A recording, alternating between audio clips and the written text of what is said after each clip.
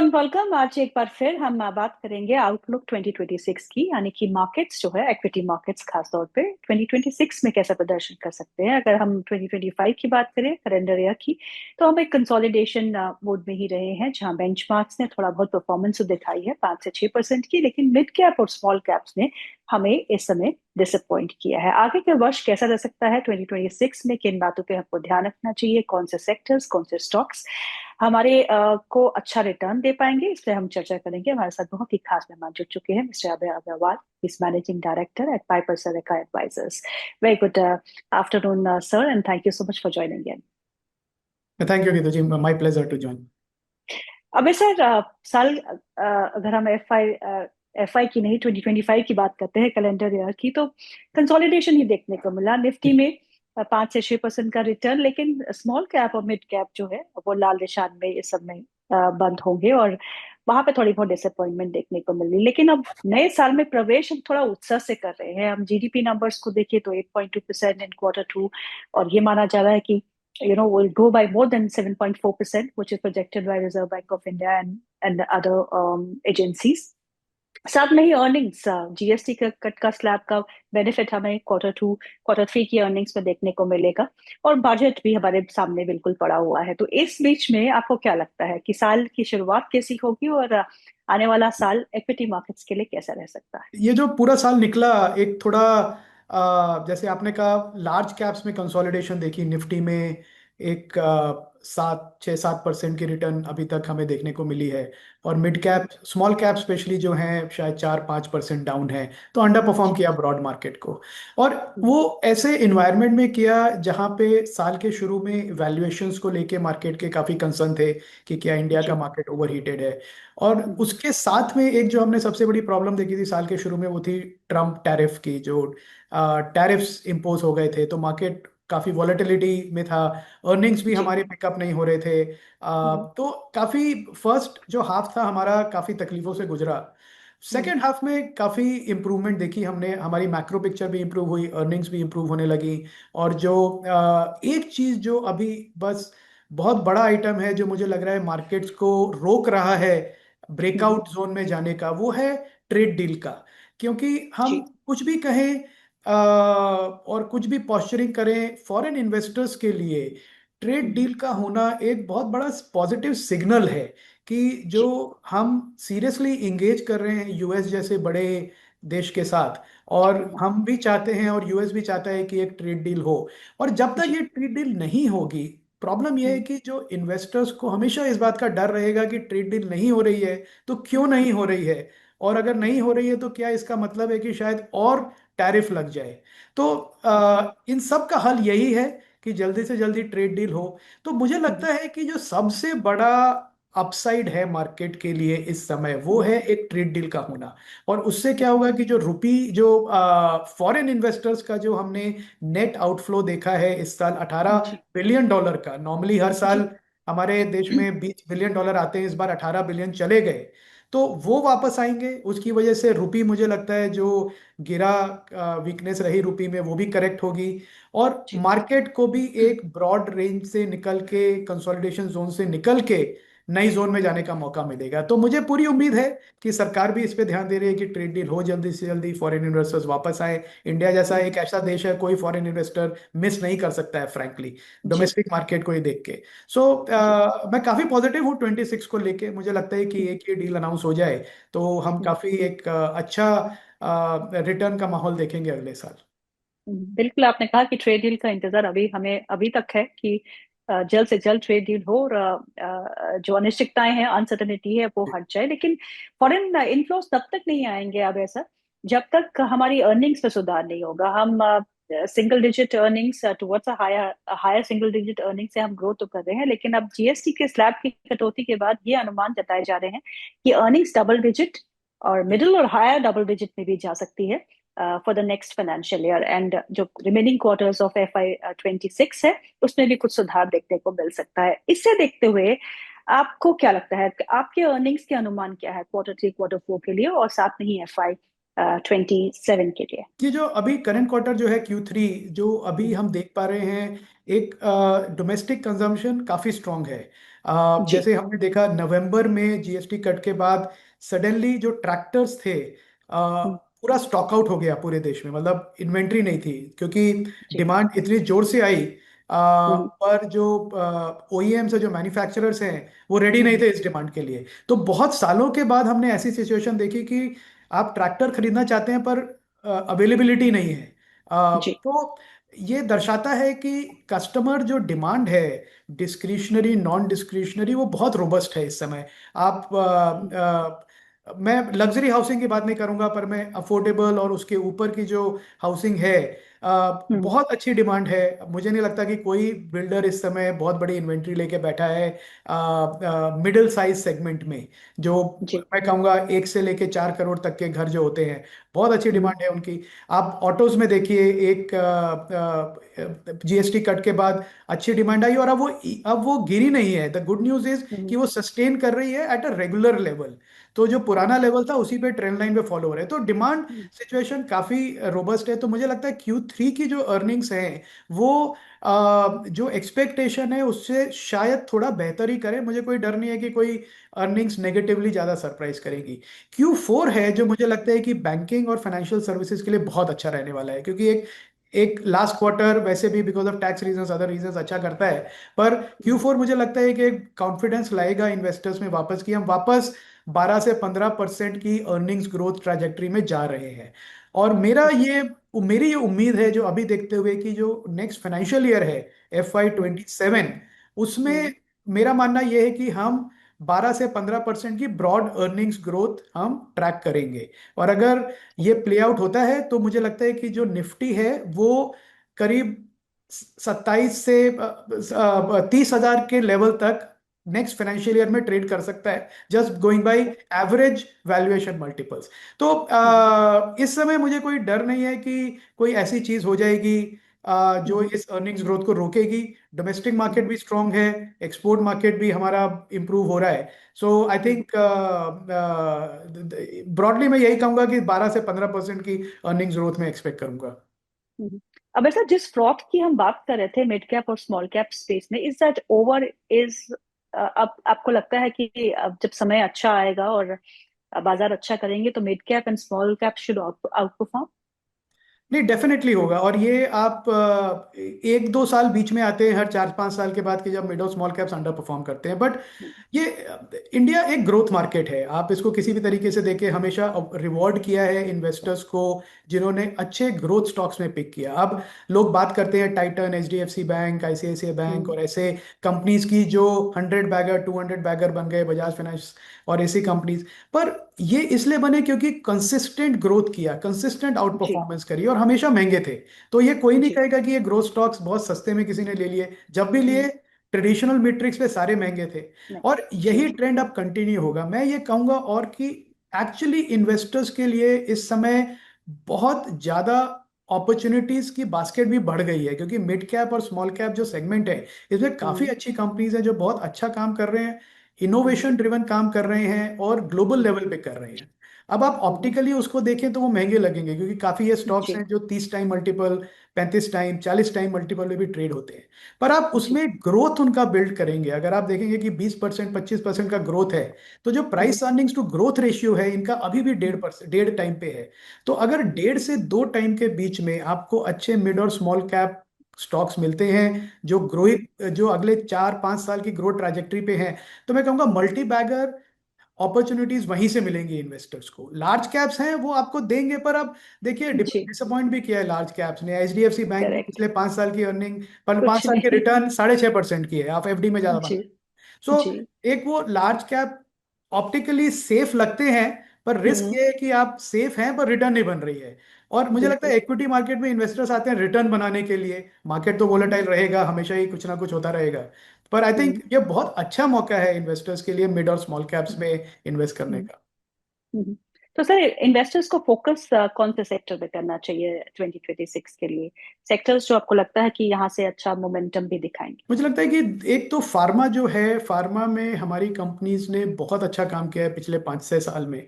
और large caps ने भी किया है, जैसे जो जेनरिक मैन्युफैक्चरर्स हैं जो एक्सपोर्ट करते हैं ट्रेडिशनली यूएस को। और ऑलरेडी आप देख रहे हैं उनके प्राइसेस गिरे भी नहीं इस करेक्शन में, और बल्कि काफ़ी उसमें न्यू हाइस पे हैं।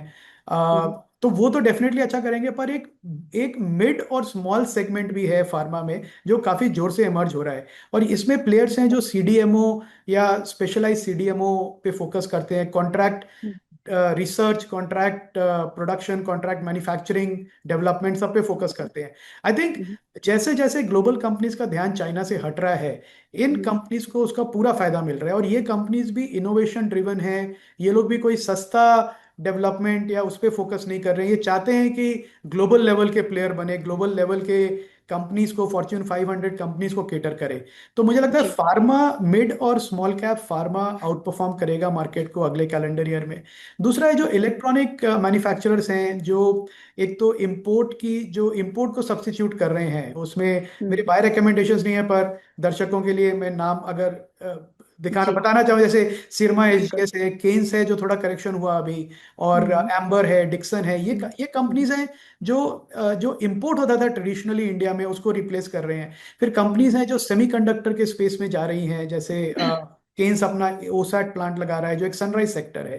तो आई थिंक जी। इलेक्ट्रॉनिक्स, और तीसरा मैं कहूँगा ऑटो एंसिलरीज में मैं काफी होपफुल हूँ। मैं मिला भी कुछ कंपनी से रिसेंटली, और मैंने देखा कि अब वो भी ग्लोबल लेवल पे काम कर रहे हैं, ग्लोबल कस्टमर्स को केटर कर रहे हैं, काफी कॉम्प्लेक्स प्रोडक्ट्स बना रहे हैं जहाँ पे मार्जिन्स भी हाई हैं।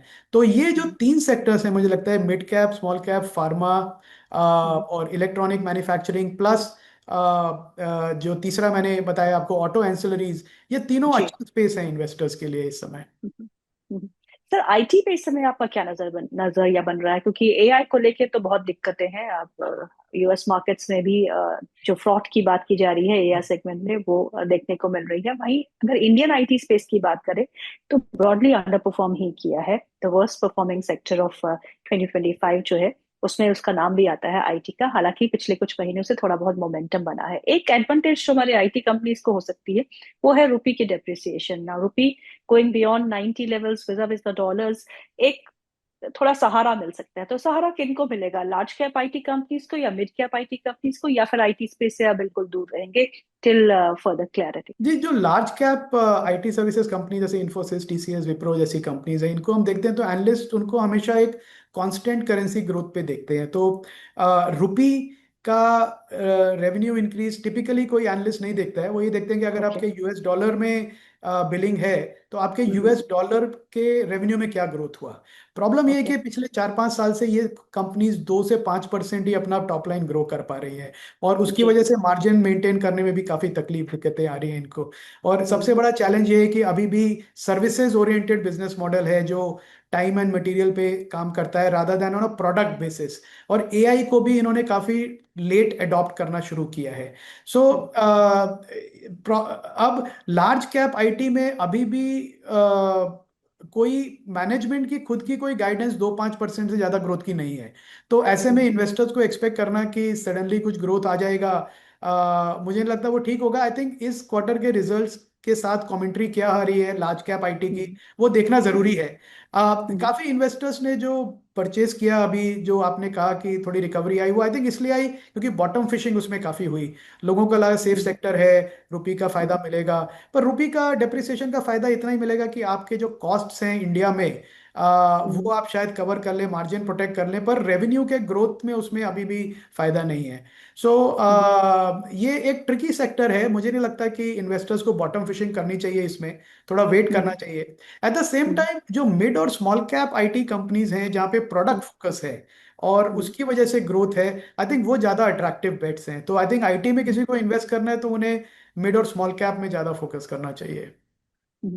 अब ऐसा दो स्पेसेस की बात करूंगी जो कि पब्लिक सेक्टर से जुड़ी हुई है। एक पीएसयू बैंक्स, जी। जिनका काफी अच्छा प्रदर्शन रहा, और बजट में अनाउंसमेंट्स की उम्मीद है कि कंसोलिडेशन होगा बैंकिंग स्पेस में, 12 से 4 बैंक बनना। उसके बाद स्ट्रेटेजिक इन्वेस्टर्स की खोज भी हो सकती है, ऐसा ऐसी तो खबरें आ रही है। और दूसरा डिफेंस स्पेस, जहां पे बहुत सारे ऑर्डर्स अभी भी जो है वो कंपनीज को मिल रहे हैं। एग्जीक्यूशन फ्रंट पे थोड़ा बहुत दिक्कतें हैं, लेकिन defence as a space valuation को लेके वहां चिंताएं हैं। पीएसयू बैंकिंग स्पेस में वैल्यूएशन तो है, पर because of net interest margin की स्टोरी, इंटरेस्ट रेट कट की story, how do you see this playing out in both these sectors like PSU banking space and defense? I think PSU banks ने at a fundamental level, आप हम उसके price performance की भी चर्चा करेंगे, पर अगर हम उसका फंडामेंटल बिजनेस देखें तो उन्होंने बहुत अच्छा काम किया, मेरी उम्मीद से बेटर काम किया है। क्योंकि एक सेक्टर ये ऐसा था जब इन्वेस्टर्स ने राइट ऑफ कर दिया था कि पीएसयू जी। बैंक्स तो सिर्फ नीचे ही जा सकते हैं, एनपीएस हम्म, हाई हैं और ये सब है। पर हम्म, अगेन ये दर्शाता है कि जब सरकार फोकस करती है किसी चीज पे तो वो रियली हम्म, टर्न अराउंड कर सकते हैं पूरा सेक्टर को। और जिस तरह से इन्होंने कंसोलिडेट किया, मैं बहुत बहुत बधाई दूंगा सरकार को, क्योंकि पहले भी कोशिश हुई थी पर कुछ हुई नहीं। यूनियन हम्म, प्रेशर्स थे, हर तरह के प्रेशर थे, कोई कंसोलिडेशन हो नहीं पाया। पर जिस तरह से इन्होंने लास्ट राउंड का कंसोलिडेशन किया और अब समझ गए हैं कि कंसोलिडेशन पॉसिबल है, और जी। दूसरा इसका जो आउटकम कस्टमर्स के लिए और शेयर होल्डर्स के लिए, दोनों के लिए पॉजिटिव है, तो हम्म, डेफिनेटली सरकार पुश करेगी कंसोलिडेशन को। क्योंकि अब देश को जरूरत है लार्ज बैंक्स की, ना ना कि छोटे छोटे बैंक्स की। तो जो हम्म, छोटे बैंक्स का जो रिक्वायरमेंट था वो खत्म हो गया। अब आपको चाहिए कि बड़े बैंक्स हों जो प्राइवेट हम्म, बैंक्स के साथ compete कर सकें अपनी बैलेंस शीट स्ट्रेंथ के साथ।